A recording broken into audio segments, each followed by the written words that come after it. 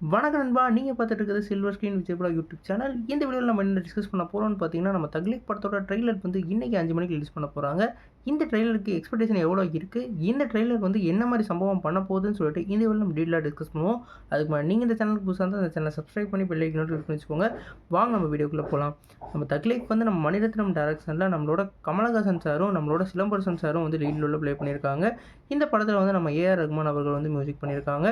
இந்த படம் வந்து ஒரு பெரும் பொருட்செலவுல ரொம்ப எக்ஸ்பெக்டேஷன் உள்ள மூவியா வந்து ரிலீஸ் ஆக போகுது. இதுக்கான ட்ரெய்லர் வந்து இன்னைக்கு 5 மணிக்கு வந்து லான்ச் பண்ண போறாங்க. இந்த ட்ரெய்லர்ல வந்து முக்கியமா நம்ம நோட் பண்ண வேண்டியது, நம்ம கமலஹாசனுக்கும், நம்ம சிலம்பரசனுக்கும் என்ன ரோல் இந்த படத்துல இருக்க போகுதுன்றத தான் முக்கியமா பண்ண போறாங்க. இந்த படத்தோட ஸ்டோரியும் வந்து ரிலீஸ் ஆச்சு. அந்த ஸ்டோரி படி என்ன சொல்லியிருந்தாங்கன்னா, நம்ம கமலோட இடத்த வந்து தன் மகனான சிலம்பரசன் புடிக்கிறது தான் படத்தோட கதையா இருக்கும். ஒரு அப்பாவுக்கும் மகனுக்குமான ஒரு சண்டையா தான் படத்துல இருக்க போகுதுன்னு சொல்லியிருக்காங்க. எப்படி வந்து நம்ம செக்கச்சிவந்த வானம் பார்த்தோமோ, அந்த மாரி ஒரு கதைக்குள்ள இந்த படம் இருக்க போறதா சொல்லியிருக்காங்க.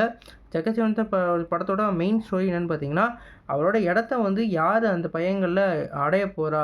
அதுக்கான ஒரு ரேஸ் தான் அந்த படத்தோட படமா இருக்கும். இந்த படமும் அந்த மாரி தான் இருக்க போது. குறிப்பா வந்து அவரோட இம்பேக்ட் எவ்வளோ இருக்க போகுது, அந்த கேரக்டரோட இம்பேக்ட்டு. அந்த கேரக்டருக்கும், நம்மளோட சிலம்பரசன் கேரக்டருக்கும் எப்படி வந்து மோதல் ஏற்பட போகுதுன்றது தான் படத்தோட கதையா இருக்க போது. ஏற்கனவே ரங்கராய சக்திவேல் நாயக்கர்னு சொல்லிட்டு அவரோட கேரக்டருக்கான ரிவீலிங் டீசரே ஃபர்ஸ்ட்டு லான்ச் பண்ணியிருந்தாங்க. அவர் அப்ப சொல்லையிலேயே வந்து, "நான் இது வந்து முதலும் கிடையாது, இது கடைசியும் கிடையாது.